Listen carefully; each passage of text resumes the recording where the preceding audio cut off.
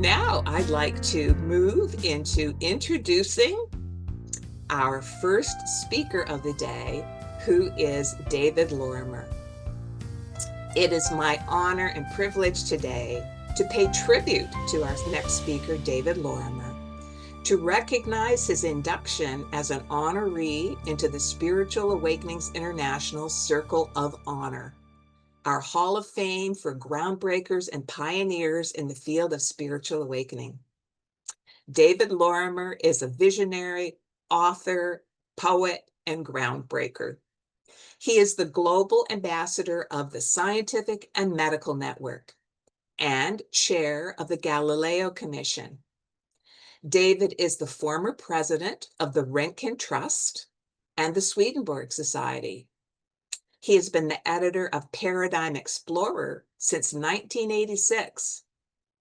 He created the Beyond the Brain conference series in 1995 and has coordinated the annual Mystics and Scientists conferences since the late 1980s.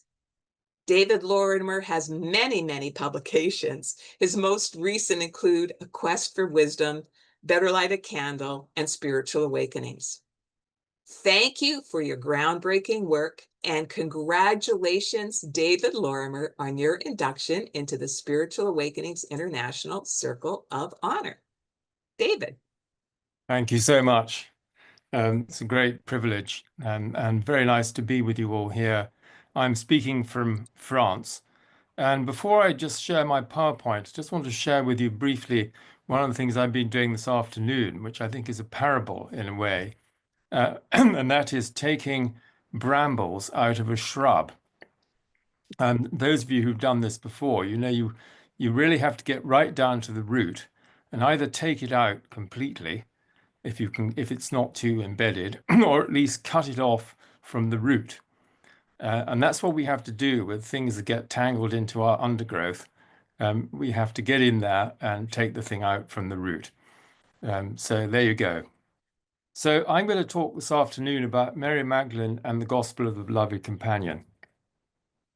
And I will be giving this presentation on a historic basis as well, historical basis. So I'm going to give you some background on the relationship between faith and knowledge. And this goes back a long way in Christian doctrine and Christian history. And you have to add gnosis, which is direct knowing, to pistis, which is faith.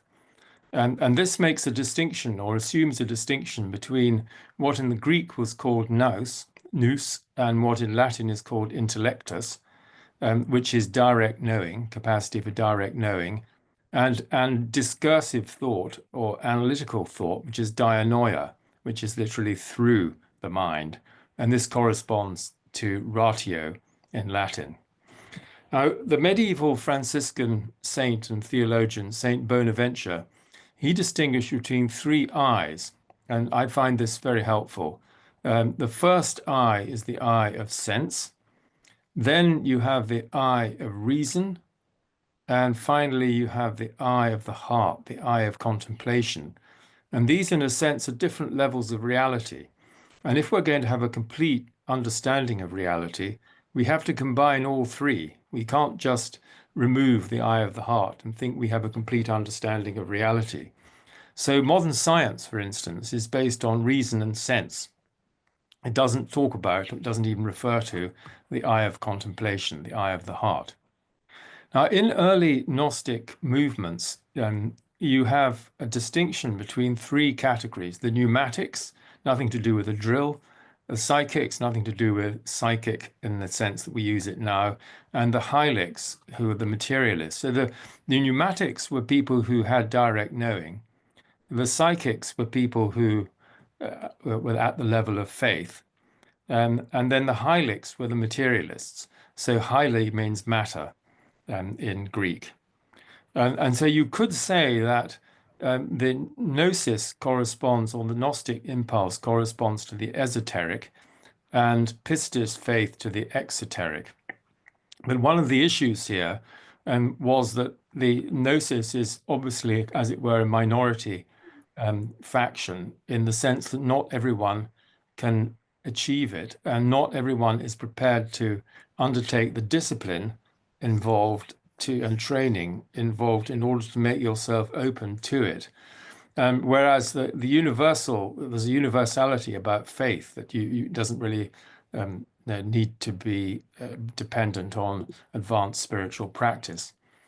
Many of you will know that the Delphic oracle was talking about know thyself, know thyself.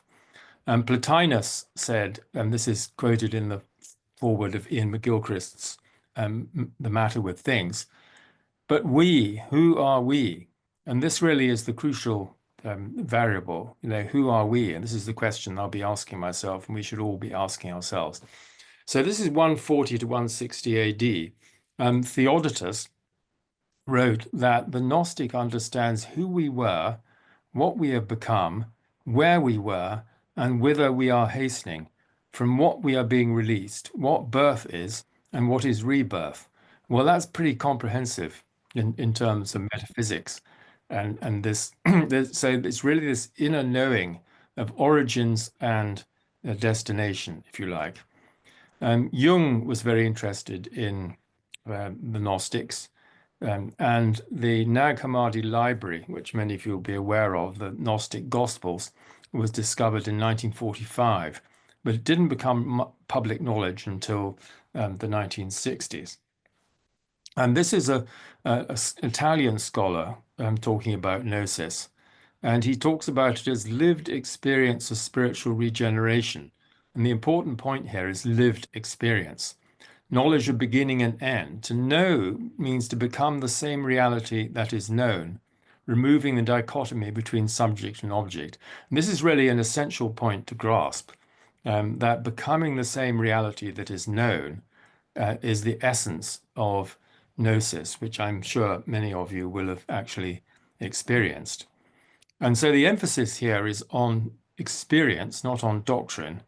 And obviously, from a social point of view, a direct knowing means that you remove the need for an intermediary authority, such as the church, and you have no incentive to obey priests and bishops, which is why gnosis is always subversive.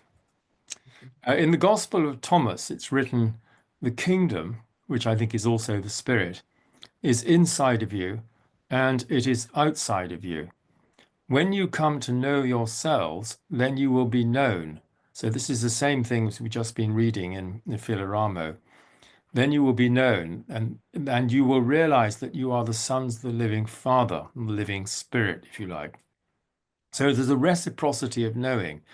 God knows us within us, and we know God because God knows us inside us.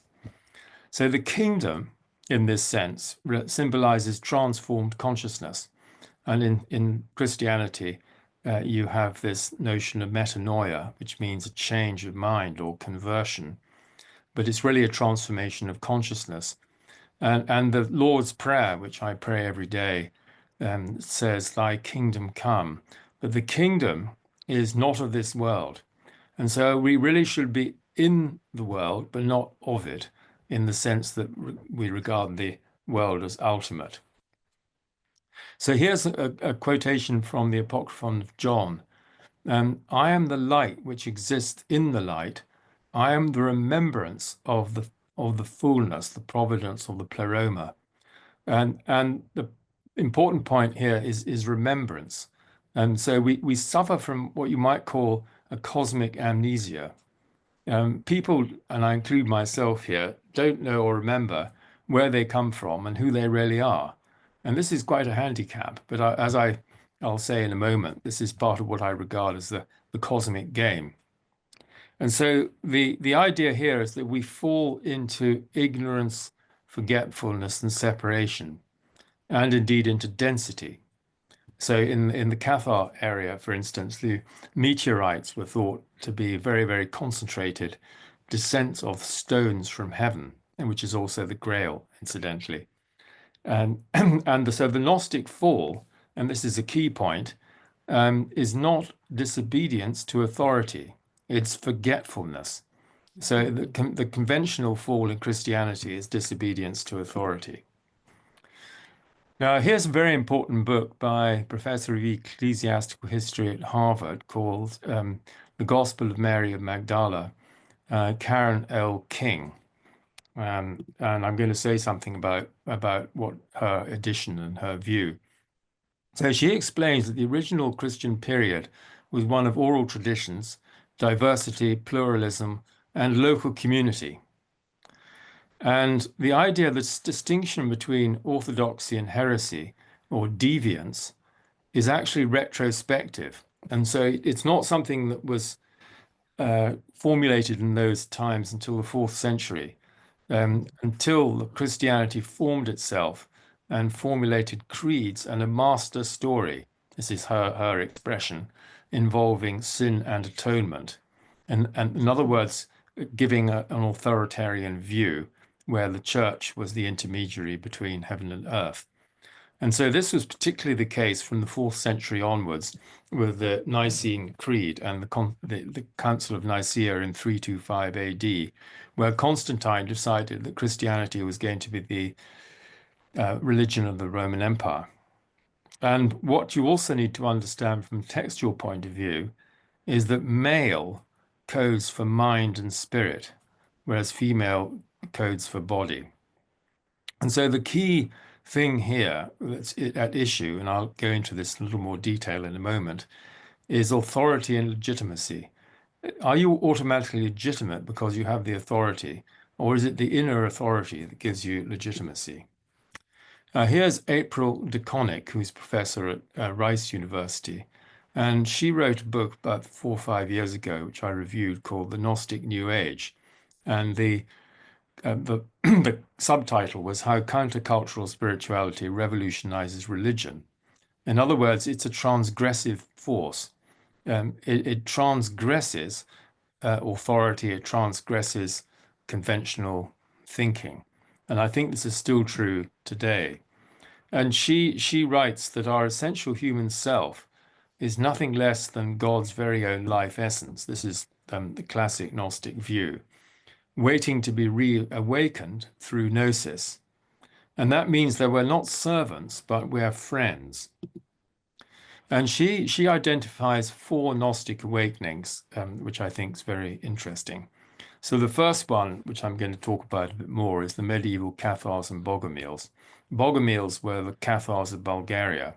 And Peter Deunov, I'm also going to talk about, is in a way an heir to that tradition.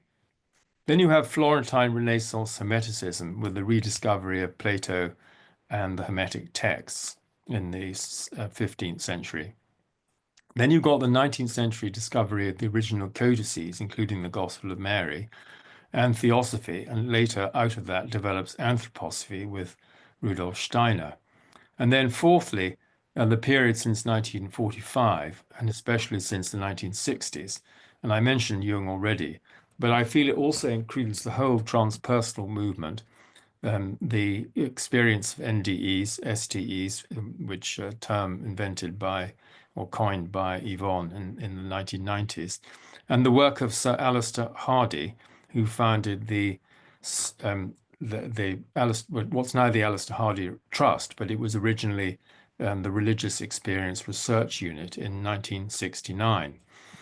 And many of you on this call probably identify yourselves as spiritual but not religious, SBNR, and that term didn't exist when Jung was alive. And there's been a huge influence of non-duality in the last few years, and the assertion of the divine being immanent, being within us, which is the essence of the Gnosis approach anyway. And so again, like the Gnostics, the emphasis on experience, not doctrine, and on meditation. And I put in brackets here that the Eastern Orthodox is really a very mystical stream of Christianity. And those of you who are members of the Scientific and Medical Network might have seen that I reviewed a book called The Mountain of Silence about Mount Athos and Kyriakos Markides in the current issue of Paradigm Explorer. And so that it really corresponds to the esoteric and the mystical. And I believe that this can provide a deeper basis for science, as my colleague Eddie Villamoria has argued. Now I'm going to talk a little bit about Peter Deunov, Bainsa Duno, 1864 to 1944. And here are three photos of him. The right-hand photo is sitting by his tent in the Rila Mountains. And it looks like quite a nice day, but it wasn't. The weather wasn't so good in the 1930s. And you can see the very powerful face that he has. And here are three books, two of which I'm responsible for. The first one is Prophet for Our Times, with a foreword by Wayne Dyer, and that's an interesting story in itself. And then the second one is Gems of Love, which are the prayers and formulas, which I translated from Bulgarian myself. And if you're interested in getting those, then the US source is Evera Books, Evera, Evera Books. And then the Wellspring of Good, that was the last words of Peter Deunov in 1944, 43, 44. He says his mission is to reveal love, to bring love down to earth. We preach the Christ of love, which supports and fills every heart. We preach the Christ of wisdom, which illuminates every mind. We preach the Christ of truth, which liberates and elevates the world. So these are the central three principles. And he explained that in these principles, understanding and enacting these principles, that the real meaning and significance of spirituality is to be found.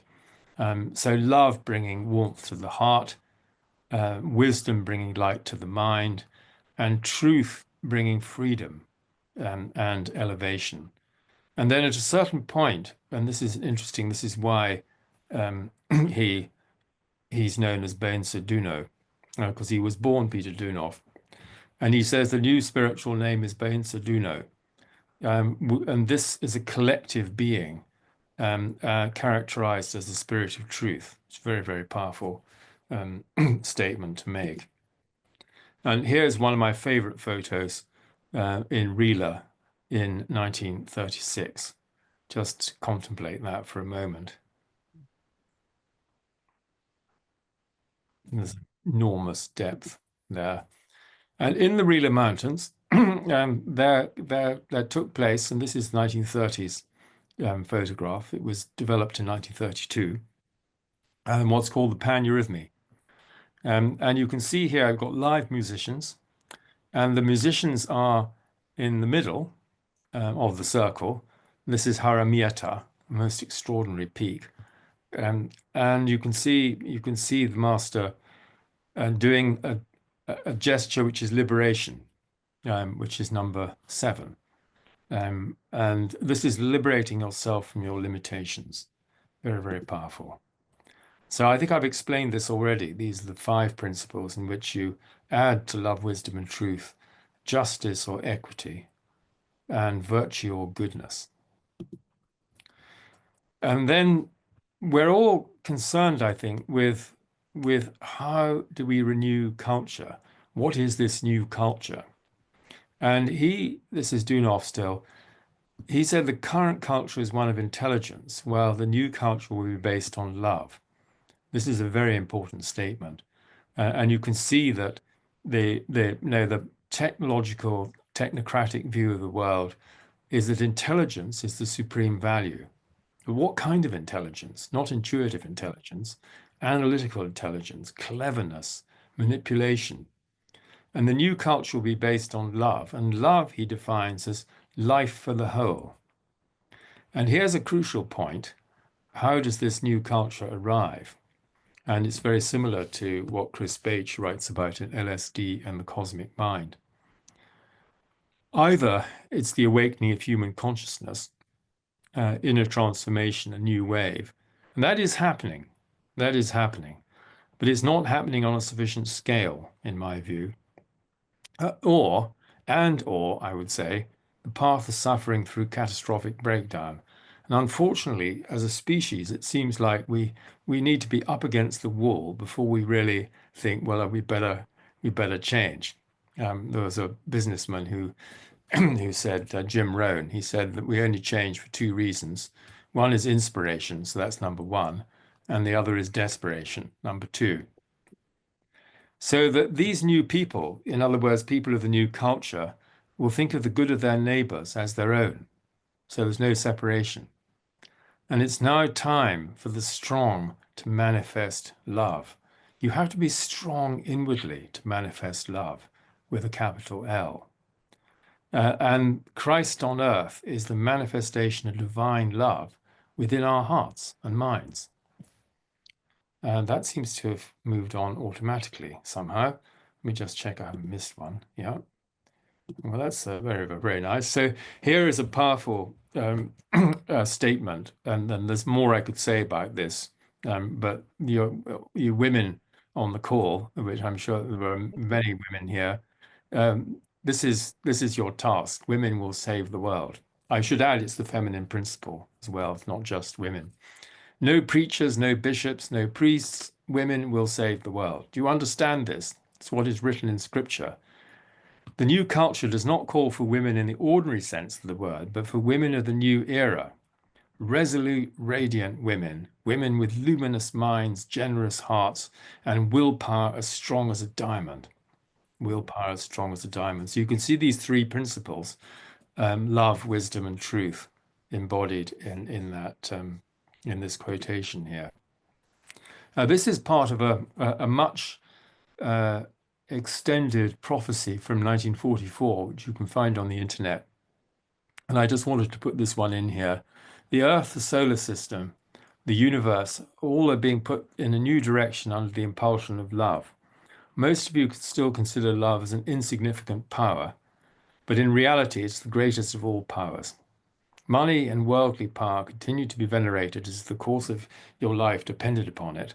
In the future, all will be subjugated or subject to love, and all will serve it. But it's through suffering and difficulties that the consciousness of humans will be awakened. That's the lesson also, the near-death experience.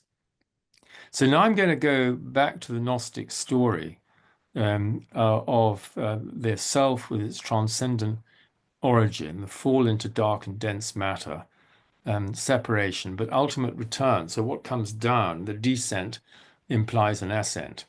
Falling asleep and awakening, forgetting and remembering, descending and ascending from darkness back into light.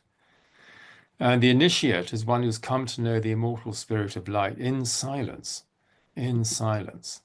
So here's my summary of what I call the cosmic game.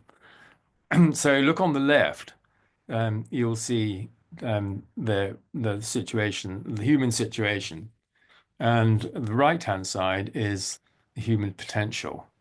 So going from separation, density, and polarity towards unity and wholeness, the emanation unfolding from the implicate to the explicate to the return, periphery to the center, forgetfulness and ignorance to remembering and wisdom.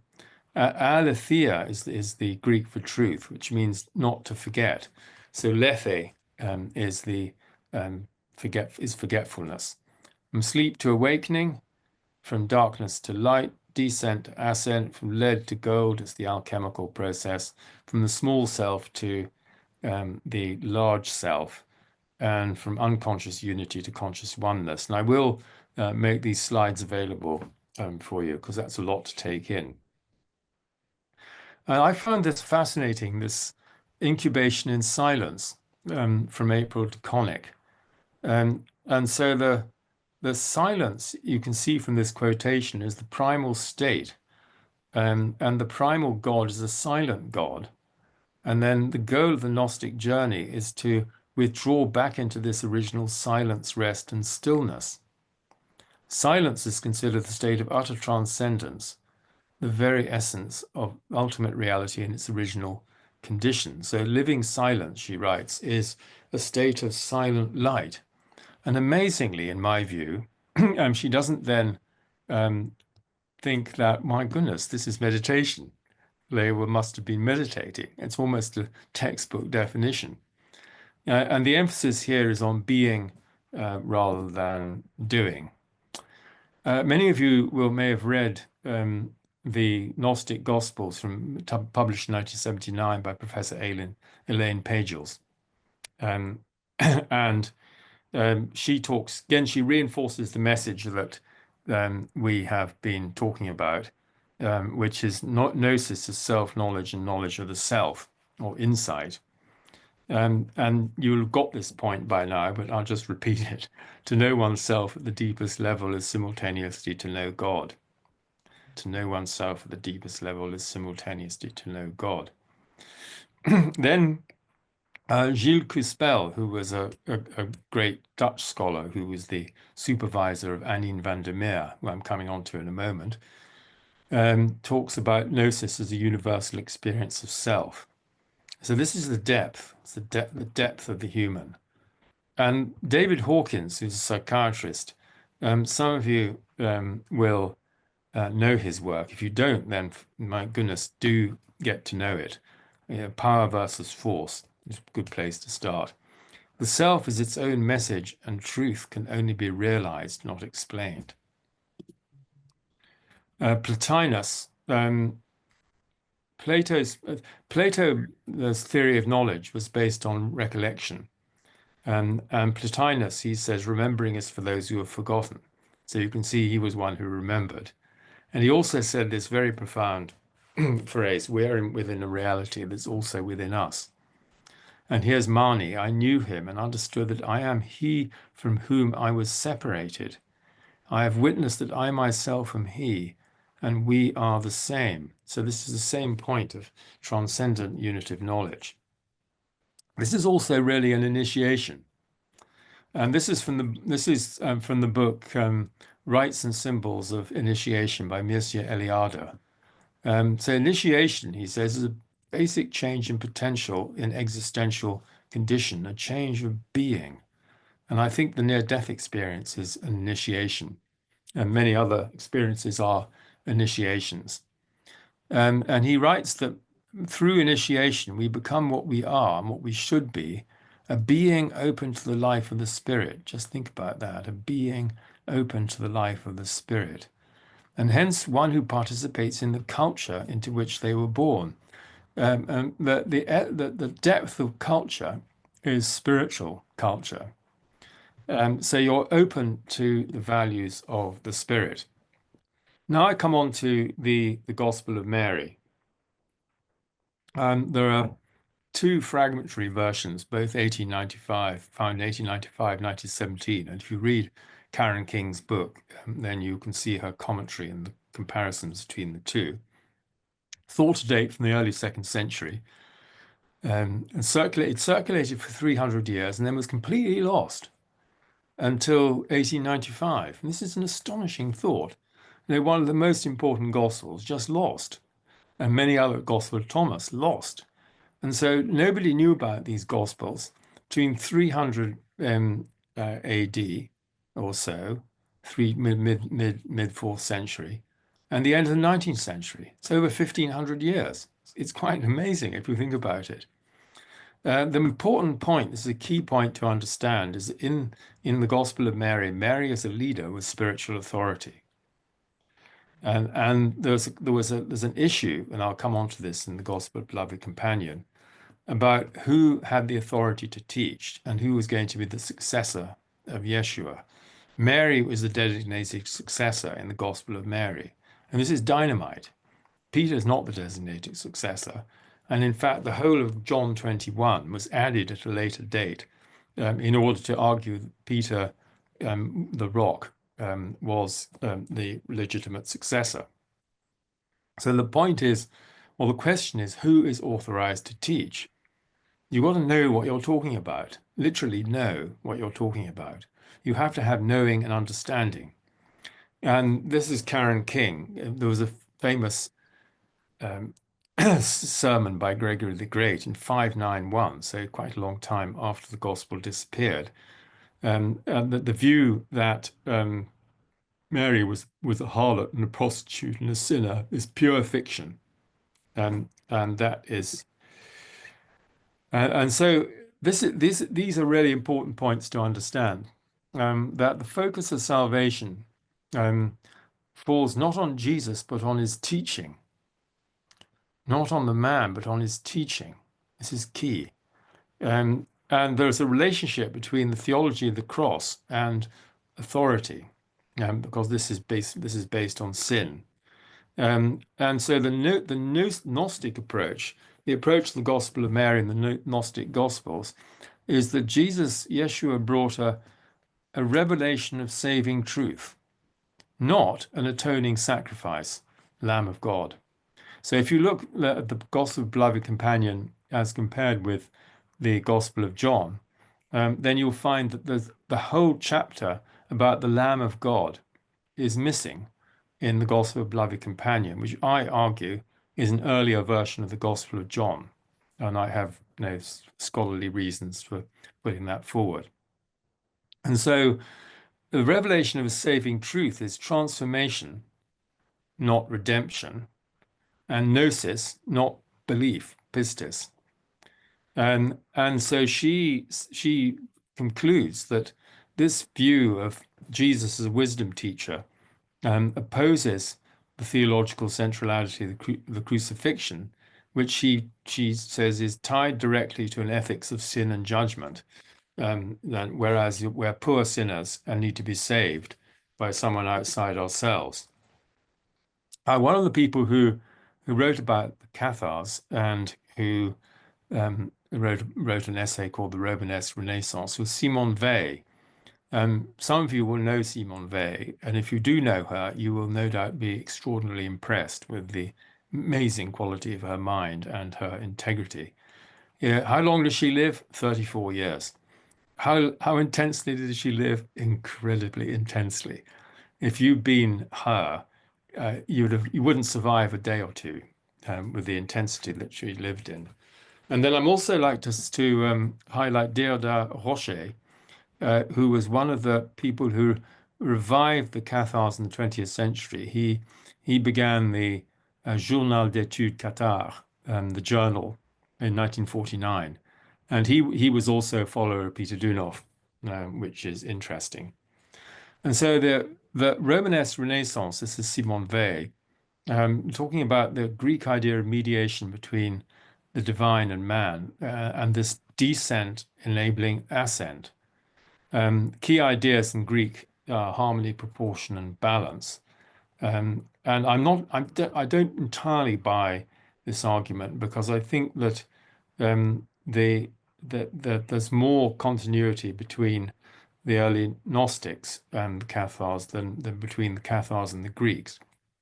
But the important point is Rome here, her view of Rome, which she calls the beast. Rome destroys every vestige of spiritual life. And it's the letter and the law that destroy the spiritual life. So the beast was baptized in 325. This refers to Council of Nicaea. And the problem was, and this is absolutely essential, that it represented the triumph of power and politics over love. And that's what happened in the Albigensian Crusade, the crusade against the Cathars. Just a few examples of Romanesque architecture, the rounded arch. Very famous example is Vézelay, dedicated to Mary Magdalene.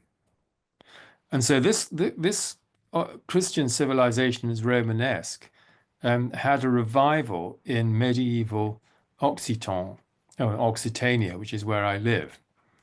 And the Inquisition was instituted in the 1230s as a means of suppressing and eliminating the Cathars by the Dominicans.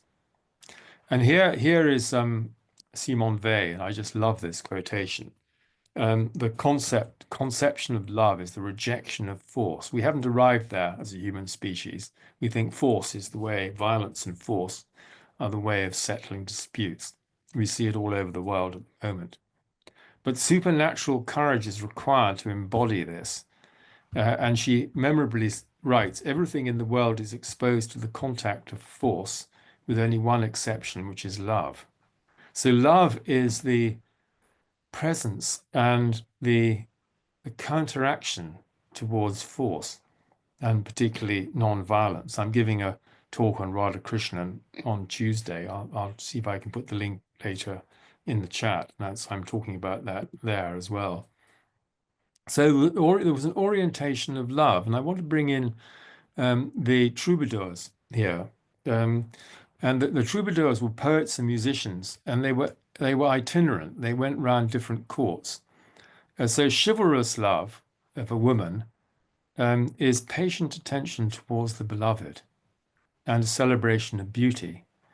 And what is very, very interesting is the continuity between this love of woman, and this redefines the understanding of women in medieval culture, and the love of God through the person loved. And then below left, you can see Puivert Castle, which was one of the great centers of the troubadours. It's about 15 minutes from here. And in the music room, there are sculptures of musicians. Can't quite see what he's he's playing there. Now I want to explain a different strand of Catharism. There was the Deodat Rocher, fairly academic, but he also held camps in the summer, and he danced the panurhythmy. And then this in the Ariège Valley, there was Antonin Gadal, who was known as the Patriarch, who lived from 1877 to 1962. And Christian Koenig is my friend, who lives in Gadal's house now. He's a musician and Rosicrucian. He's really the kind of successor of the Gadal view.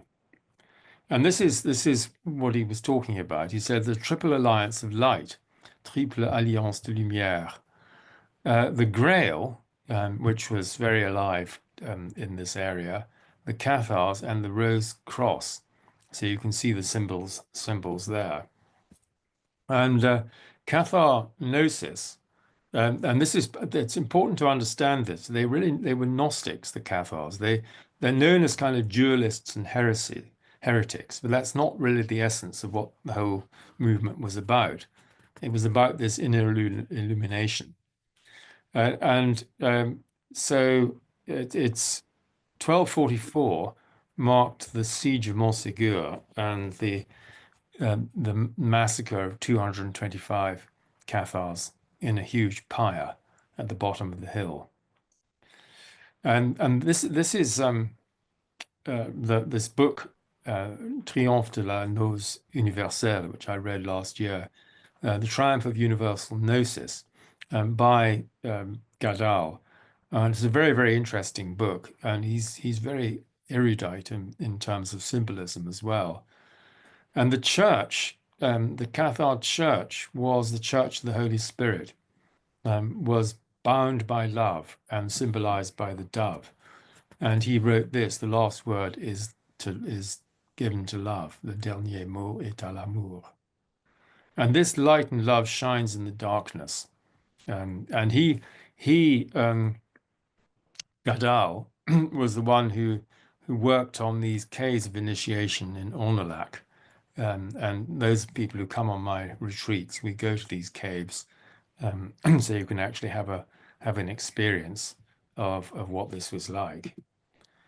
Now, coming on to baptism and renewal, this baptism is the baptism of the Spirit, not the baptism of water, the baptism of fire and the Spirit. It's the second birth, as in Nicodemus in chapter 4 or 5 of John's Gospel. So the ritual known as the consolamentum was an initiation as a parfait or parfaite after rigorous training, and they didn't know themselves as parfaite and parfaite, women and men, but they thought they characterized themselves as good men and the good women and the true Christians. And they said, we're the true Christians because we're actually following what Christ told his disciples to do, which is to love one another.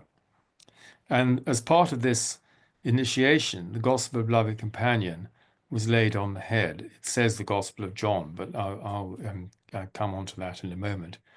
And so the priests, the parfaits, they were people who were ascetic. They had gone through this process of purification, and they served the people. They weren't living off the money and contributions of they're the parishioners, and regardless, and very lax morals, many priests in the area, which is part of the reason why the Cathars were so popular.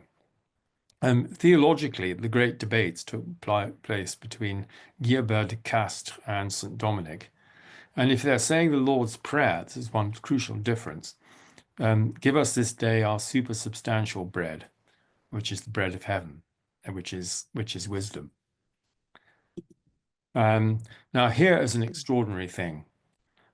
This is in the frieze in the church, in the Catholic Church in Foix, and it's something we go and visit when people come to this area. So this is in the chapel of the Sacré-Cœur, and this is the Last Supper.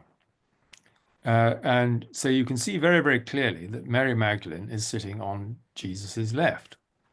How many disciples are there? 12. Think about it.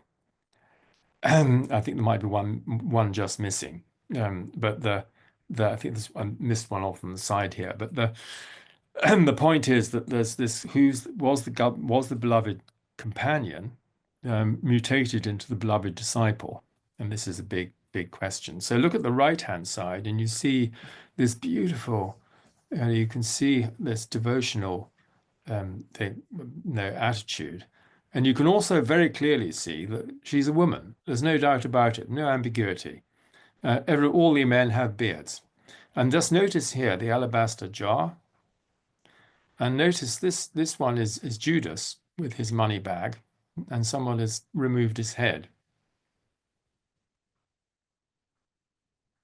So that's really quite extraordinary, and it's 13th century. So the Gospel of Beloved Companion. The background to this is that Mary Magdalene came to the south of France in 43 to 45 AD and was the apostle to the apostles. This was 2016. And the gospel was translated from Greek into Occitan in the 12th century and held in a small private community for hundreds of years until it was published in 2010. So here it is. You can get it on Amazon. This middle one here is from the Isle of Mull, and here is Mary Magdalene helping bear the cross, and Bonsigny, extraordinary painting. And here is Annine van der Meer, who spoke to us very recently in the network. She was taught by Gilles Cospel, and her two major books are Mary Magdalene Unveiled, which I edited, and then this recent one that's just come out called Magdalene's Ascension, which she talked about. She talked about that last time. And so these are resources that you might want to follow up on. And here is Mary Magdalene preaching in a stained glass window, local stained glass window. And here is where she baptized, according to tradition. Fontaine des Amours. Incredibly, rather cold, but incredibly beautiful. We take people to this place as well. And I also wanted to mention my friend Anne Baring, with whom I'll be having a conversation this week, June the 11th. Her final book is the one on the right here, Divine Wisdom and the Holy Spirit, the Forgotten Feminine Face of God, which talks a lot about Miriam. And then her slightly earlier book, Messages from a Transcendent Dimension, is absolutely extraordinary, because these are the messages we need to hear now as slightly wayward humanity. So I think the Gospel of Beloved Companion is the ultimate Gnostic Gospel. And these are quotes here from 1903 and 1904. The fire of the Spirit that gives life, the flesh profits nothing. The words that I speak to you are of the Spirit and are life. But there are some of you who do not believe. And the Spirit is always feminine. The Spirit is traditionally feminine. We don't have Father, Son, and Holy Ghost, where the Holy Ghost is masculine. The Spirit is feminine. The disciples don't understand what he'd said, and they talk about strange and complicated ideas. But Mary does, and that's the point. And you basically need eyes to see and ears to hear. Otherwise, you don't see or hear anything.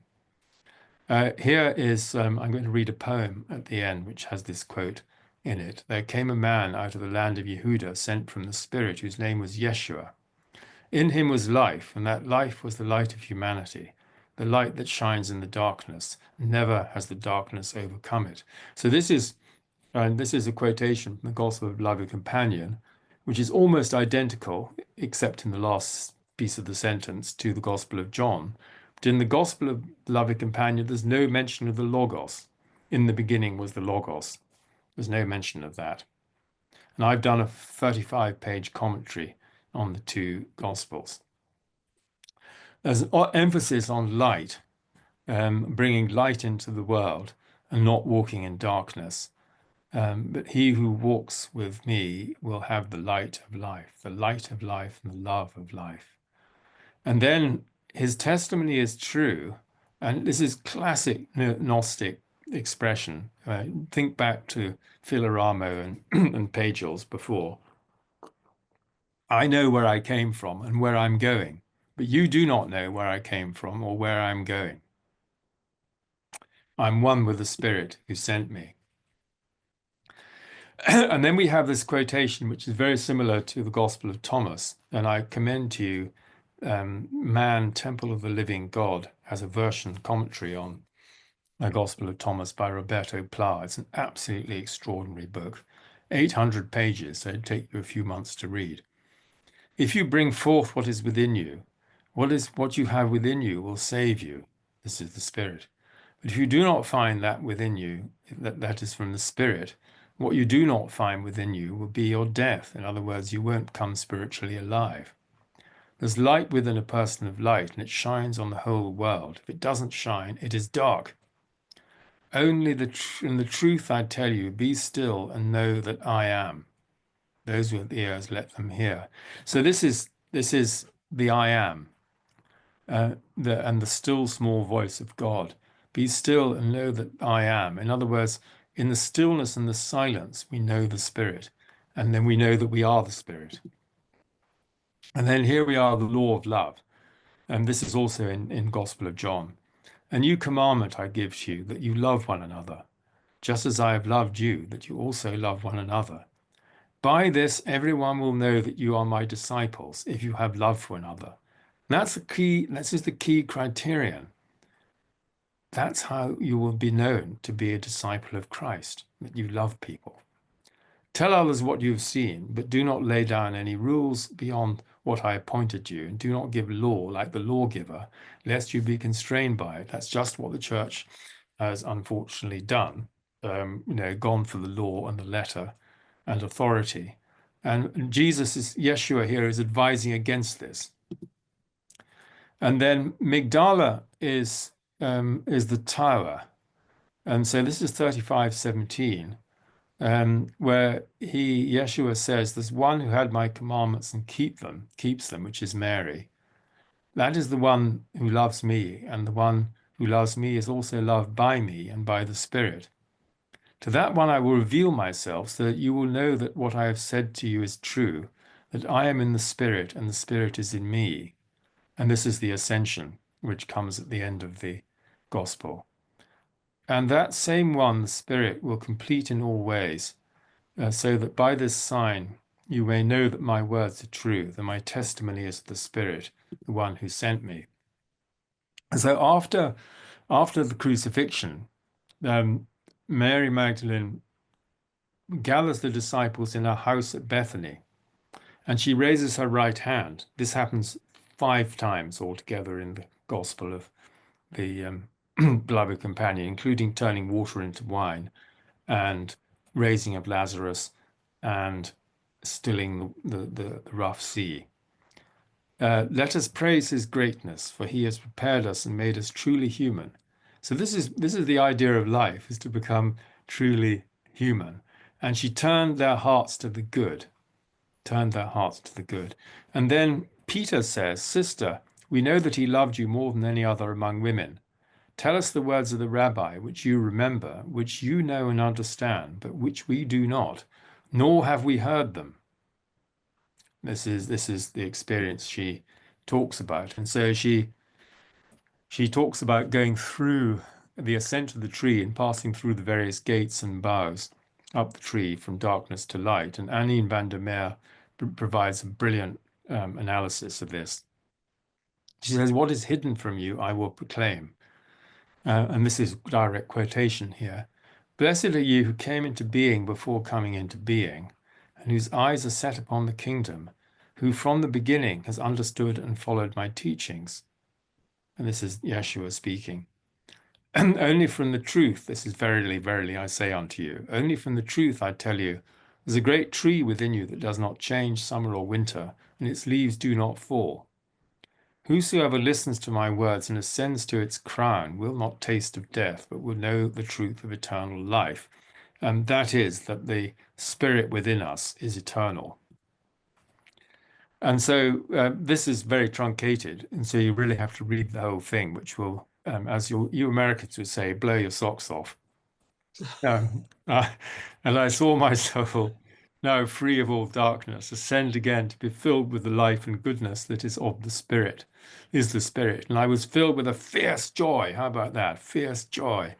As my soul turned to fire and flew upwards in the flames, from whence my master showed me the eighth and final bough, upon which burned the fruit of grace and beauty of the Spirit. And I felt my soul and all that I could see dissolve and vanish in brilliant light. This happens to near-death experiences as well, in a likeness unto the sun. And in the light I beheld a woman of extraordinary beauty, the goddess, clothed in garments of brilliant white. The figure extended its arms, and I felt my soul drawn into its embrace. And in that moment I was freed from the world. Freed from the world. And I realized the fetter of forgetfulness was temporary. So I talked earlier about this gnosis of forgetting and remembering. So she finds it's temporary. And this is towards the end here. She says, "I will rest through the course of the time of the age in silence."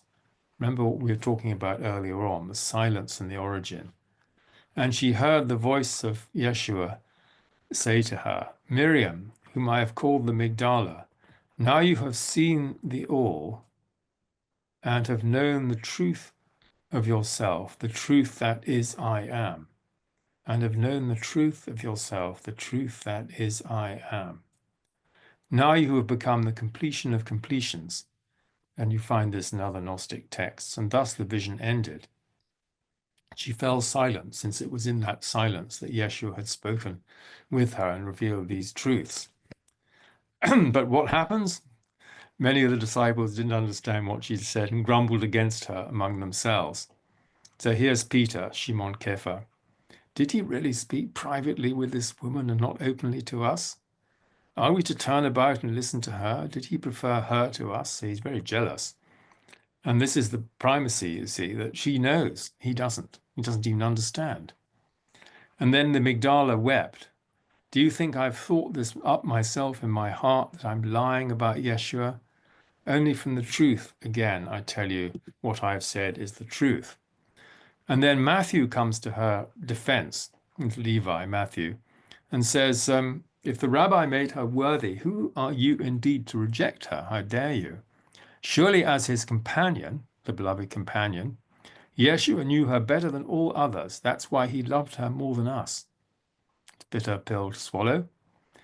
And then, so he then continues, "Let us put on perfect humanity and acquire it as she has done, and separate as he commanded us, and preach the testimony of the Son of humanity, not laying down any other rule or other law beyond that she gave us, which is the law of love." So in conclusion, I think there's an extraordinary spiritual power and integrity in this text. It demonstrates the central role and spiritual authority of Mary, which also you'll find in the Gospel of Mary. It represents the return of the divine feminine, of the soul and the sacred. And if you read Anne Bering's book, you'll get the same message. It represents the primacy of inner knowing, intuitive insight, wisdom, and transformation, and the primacy of the spirit and love over the law and the letter. And I mentioned before, I've written this comparative textual analysis of John and the Gospel of the Beloved Companion, the Gospel of the Beloved Disciple and Gospel of the Beloved Companion.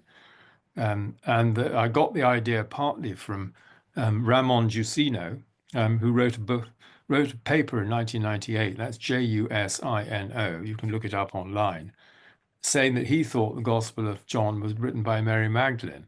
And this was before the Gospel of the Beloved Companion came out.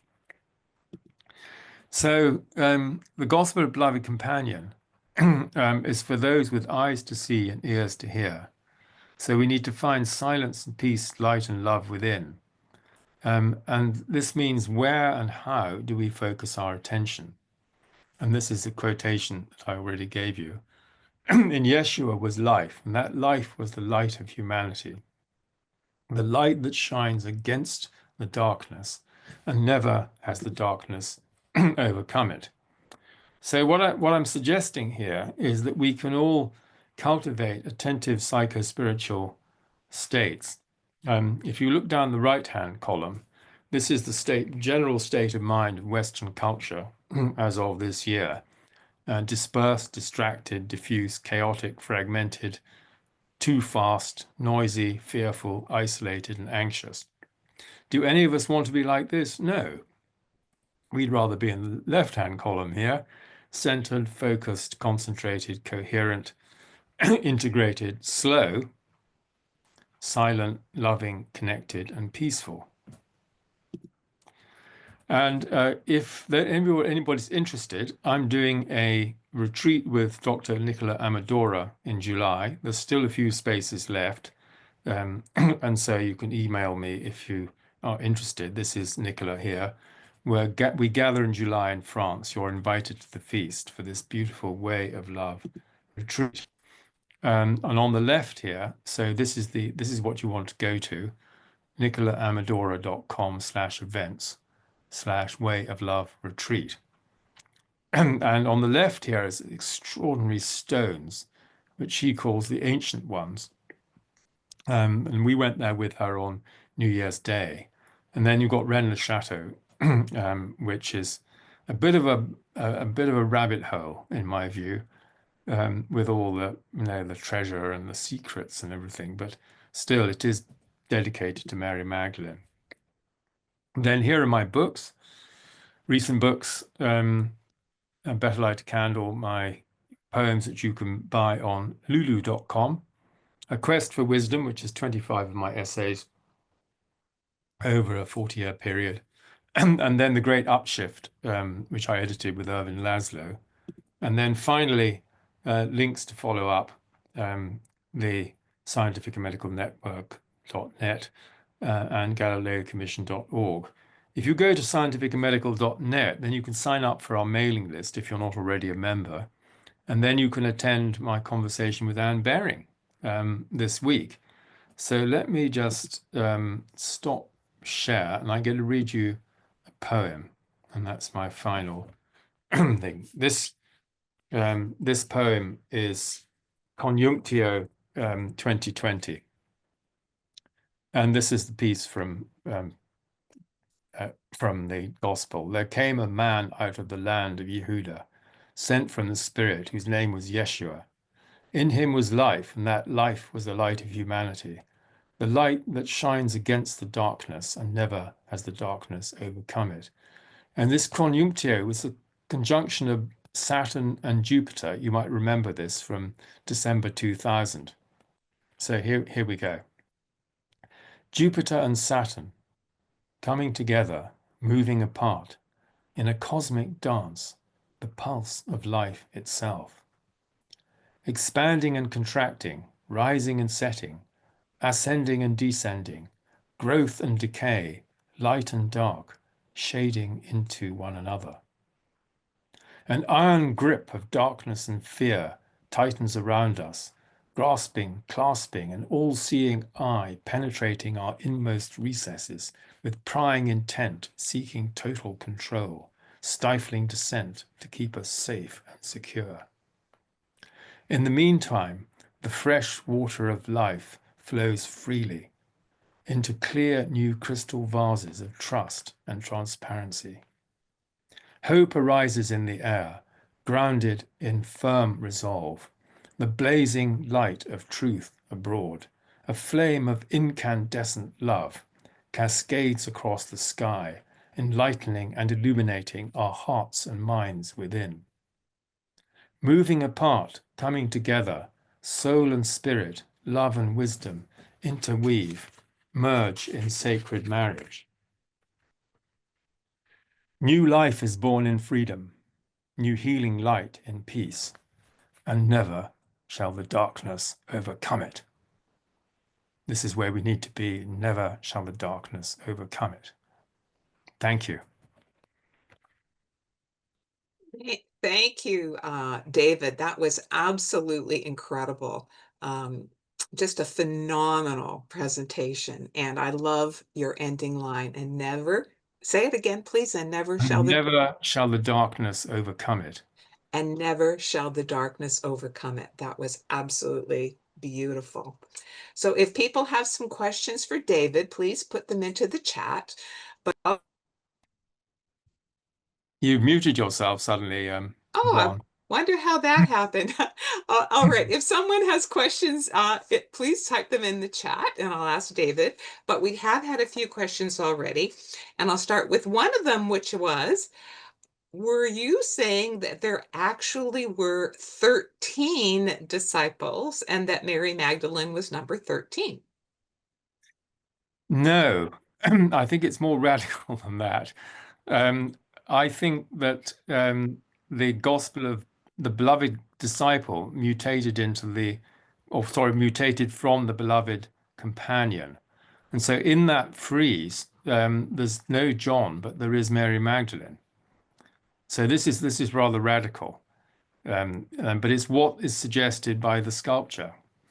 And really, what I did was I went through verse by verse these both Gospel of Beloved Companion, Gospel of John, and it was incredibly interesting to find out what the similarities and differences were because many of the verses are absolutely identical, but some parts were very different, and it's as if there was a kind of theologization of the process. I mean, I'm not saying that there's also what seems to I think the thought here is that John the Elder did an editing job on the original Gospel of the Beloved Companion. That's my hypothesis.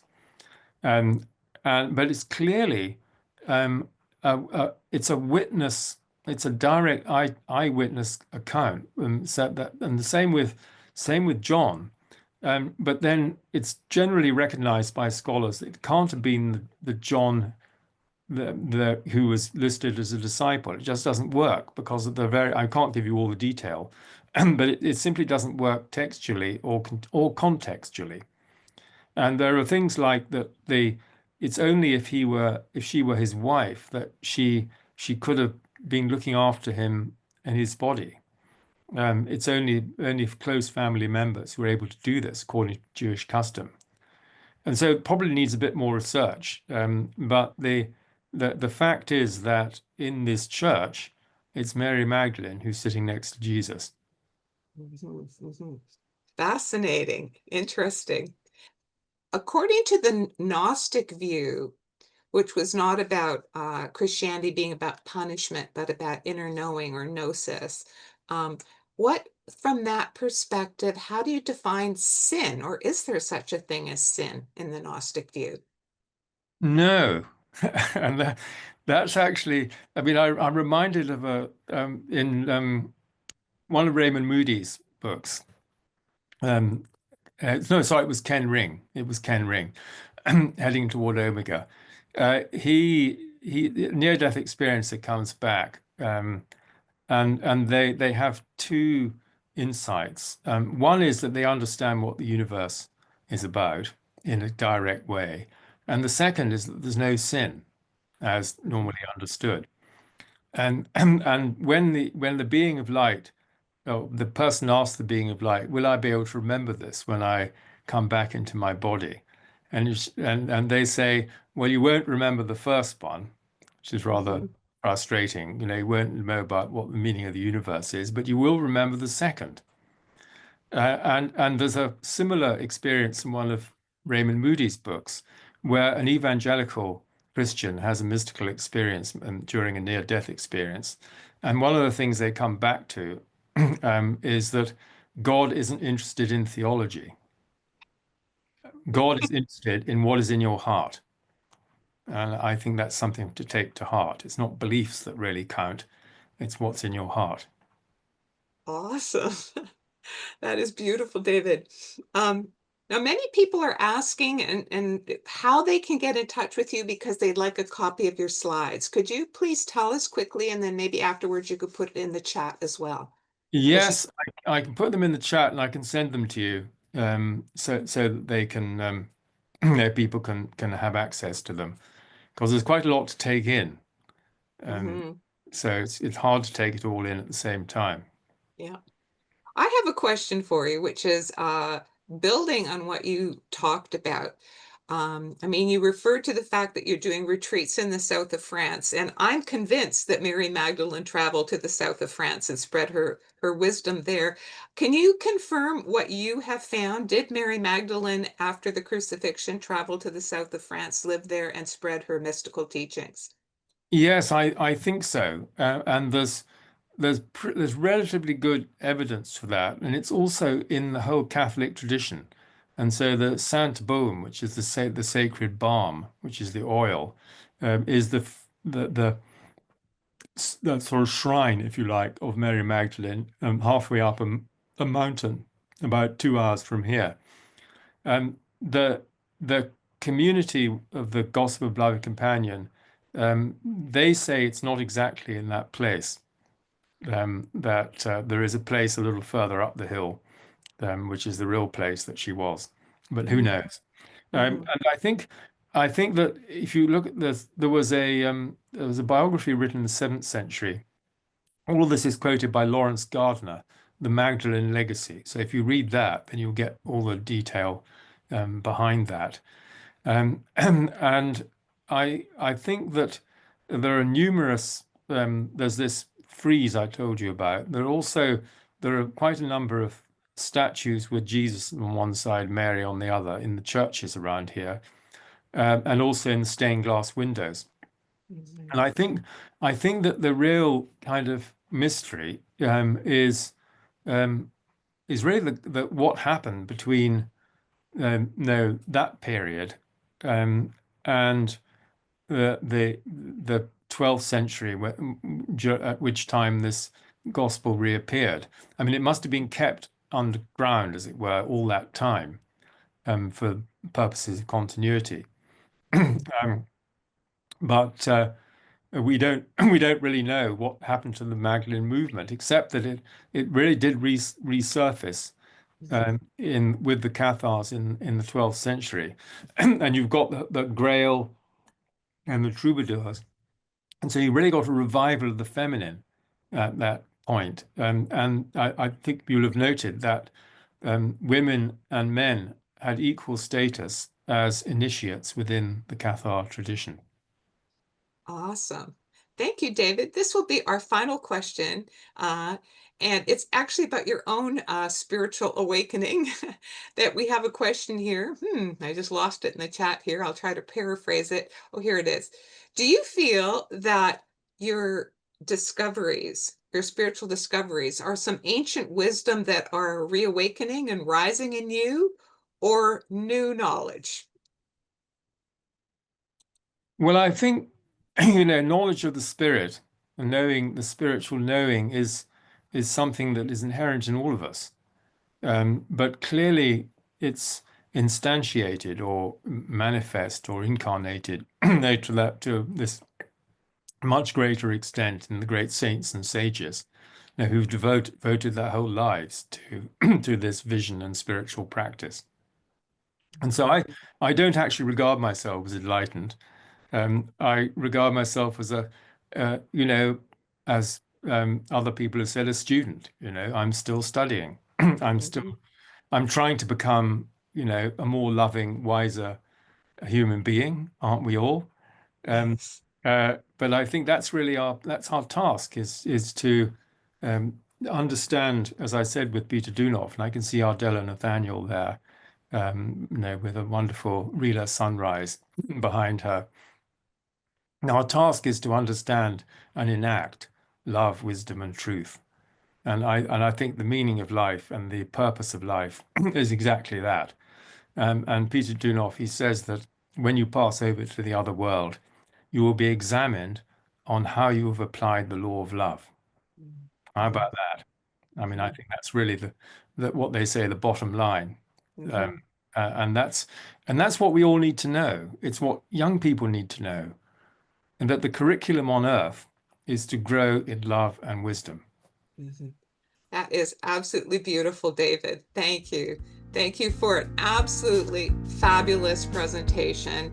And congratulations once again for your induction into the Spiritual Awakenings International Circle of Honor. Well deserved. So thank you for all of your groundbreaking work. Thank you, and blessings to everyone.